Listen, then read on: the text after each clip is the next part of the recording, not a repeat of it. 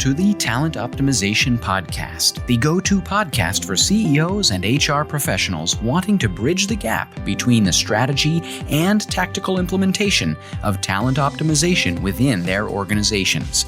Through interviews, predictive index, and personal experience, your host, Tracy Shirk, helps you discover the facets of talent optimization from both a CEO and HR perspective to truly create the dream team for your organization. Are you ready? Let's get started. Welcome to the Talent Optimization Podcast. My name is Tracy Shirk, and we are chatting about coaching today. And there is something magical about creating a coaching culture inside your organization. And yet, one of the questions that we get so often is, what is a coaching culture and how do you actually build that? So we have a very special guest with us today, and Jackie Cumo is with us, and she's going to share a little bit about coaching and her coaching journey and how she's worked with organizations on setting that coaching culture up. So Jackie, welcome. Hi, Tracy, thanks. It's great to be here. Appreciate it.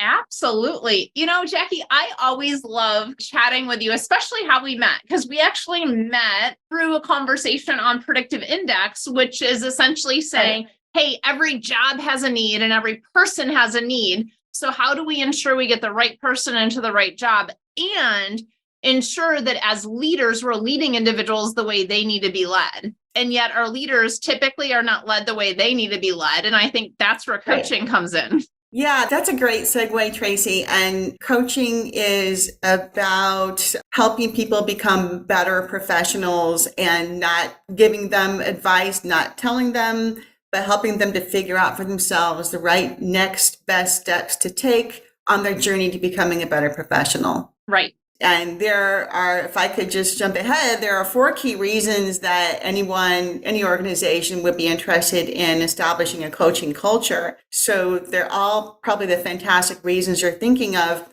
You're going to have more satisfied employees, and this leads to a deeper sense of belonging, which in turn leads to increased engagement.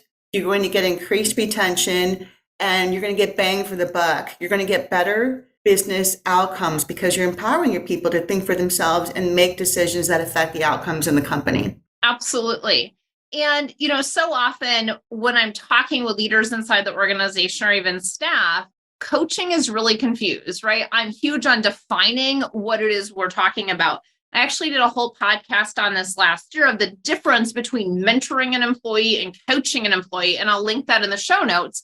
But I think it's really important to name, like, how do you define coaching? So that is a great question. And I think a great way to answer that is by just explaining what the GROW model is. So the GROW model is something that was actually established by Sir John Whitmore in the 1980s. He's the preeminent thinker of leadership coaching.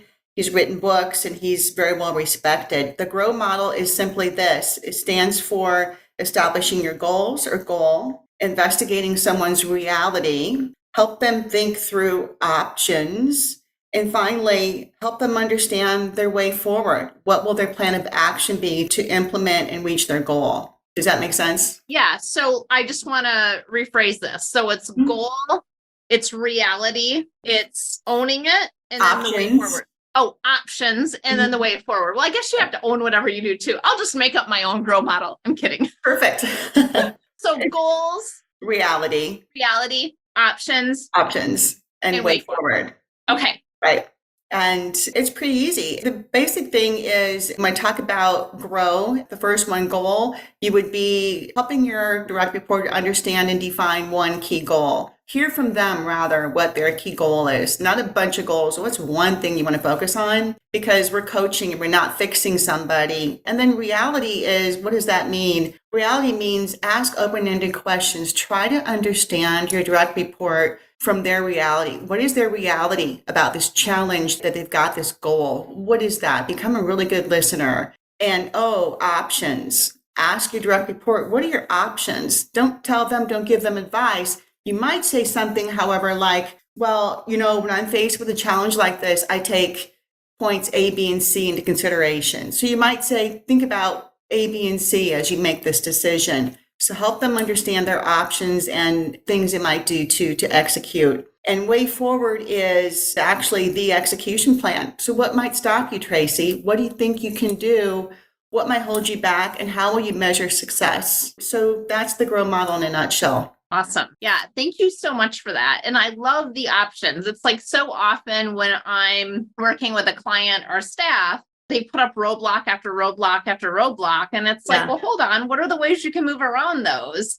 Yeah. And so often coaching helps to identify the roadblocks and remove them, and not you as the coach removing them, but them removing themselves based on the questions that you're asking, because it allows you to illuminate your thoughts and make them audible so that you can then assess it and go, I didn't realize that I had that sneaky thought getting in there that was actually stopping me from taking the action to create the result I wanted. That is very nicely said. It sounds like you've done coaching yourself. Quite a bit. And, I coach as well. So I think that that's something that is amazing with that. So as you create a coaching culture, what is important about the communication? What is important about the communication between the direct report and the person being coached? Yeah. So, there are a lot of important things about it. I would say, number one, that you have to have a trusting, honest environment to be coached. And you have to be, as a coach, judgment-free. And that you have to be a focused listener. That is so darn hard for everybody. I'm sitting in church on a Sunday and I'm not listening to the homily. I'm thinking about everything I have to do on Sunday, what's going to happen on Monday. Focused listening is getting your thoughts out of your head. It's not just putting your phone down. It's truly understanding the person, not just the words, but also the nuances of their emotions and their facial expressions. What are they trying to convey to you? So be a focused listener, and that's when you're going to get the respect and the trust from the person who's being coached. Yeah, absolutely. And I think it's also that two-way conversation, right? It's not just one directional, but it's that back and forth. Correct. Absolutely correct. A two-way conversation in which you as the coach keep peeling back that onion with these open-ended questions so that you can get to the thing that's bothering the person so that you can help them drive and arrive at their goal. Right. And culture plays a huge part in, hey, are individuals actually going to be willing to be coached? Are you as a leader ever going to be seen as the ability to coach or not based on the culture? So we kind of started this with what is a coaching culture or how we create that coaching culture. So talk to us a little bit more about culture and what that looks like. That's a really excellent question. Culture is very key. And, it has to be driven by the CEO. So in order for the coaching culture to become pervasive in the organization, he has to set the benchmark. And it's one of the top 3 things the CEO must do, in addition to hiring and retaining the best talent and always making sure there's plenty of money in the bank. The CEO only does 3 things. There's a great book by Trey Taylor that I've read and I've given to clients. The 3 things that he has to do, or she, is set the culture, hire, retain the right people, and number 3, make sure that the numbers are making sense. So culture is really key. It has to be driven from on top. And I would suggest, and Bill Gates said in a 2017 TED Talk, everyone needs a coach. So a great example would be you as a CEO, get a coach, eat your own dog food. Yeah, I love it. Or drink your own Kool-Aid, whatever way you want to look at it. Exactly. Right? Yeah, absolutely. And I think the other part of coaching too, and really creating that coaching culture, is it can't be a culture where your hand is slapped every time something isn't done right by whoever that is, because that never allows individuals to take the risk to learn. And in those types of organizations or cultures, it truly is a risk if you feel like, if I make a mistake, I'm going to have something come back that's negative. Mm-hmm. And so in a coaching culture, it's definitely collaborative. I agree. And you say that really well. There needs to be vulnerability there. You need to have the freedom to feel vulnerable. And that, quite honestly, coaching is not an event, a one-time only thing. It's a process. It takes a while for people to change and adopt new behaviors. And the importance of that is you need to listen. You need to allow people the freedom to make mistakes. That's how you learn. So they tried option number 1 that didn't work. So the next best option, number 2, is what they might try next. And that's a great learning experience for anyone being coached. Awesome. I love it. So I'm curious, as we kind of start to land this, what is the takeaway that you have for executives listening in today? So that is another really good question. And I think for the CEO, again, I recommend that the coaching culture be embraced and that it's viewed as a really terrific way to establish increased performance and increased engagement throughout the organization. And so the CEO should look at getting a coach. The CEO should get with his talent management professionals and do something simple, like adopt the GROW model, have a training session on it, embrace the GROW model with managers who are people managers, and get that going right away. That's very easy and very powerful. Awesome. And by the way, these are things that you can do on your own. You know, you can always bring in an outside party to do it, Right. like train on the GROW model. Right. There's a ton of stuff that's out there on it. And so the reason why I said that is for our smaller organizations that go, we have a really, really tiny budget. Guess what? You don't have to have a huge budget to implement some of these items.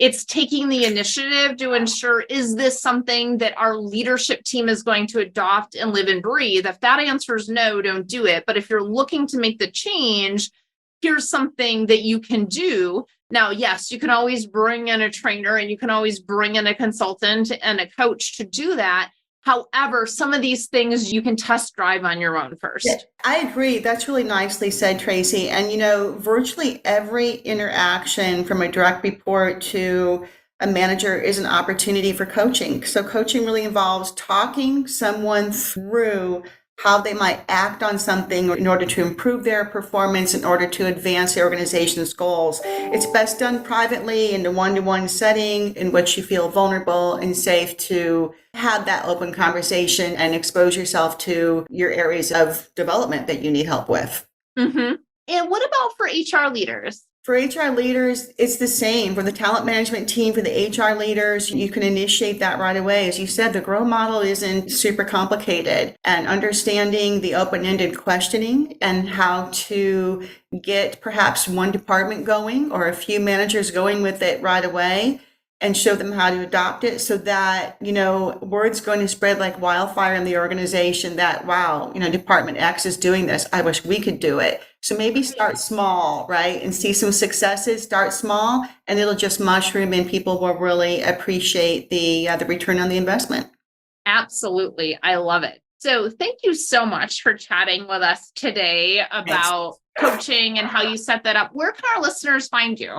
So my name is Jackie Cumo and my firm is Claim Your Power Coaching. I'm on the web, and Jackie at cypcoach.com is a great way to reach me. Thanks, Tracy. I really had a great time today. Yeah, absolutely. So with that, we hope that you will come back and listen again next week and join us. And of course, we have our HR office hours available. So if you are looking for some of that HR consulting and really that HR best friend for you to connect with to help resolve some of those issues that you have inside your organization, you can find that inside of our show notes as well, along with all of Jackie's information. So thank you so much for joining us and have a great rest of your week.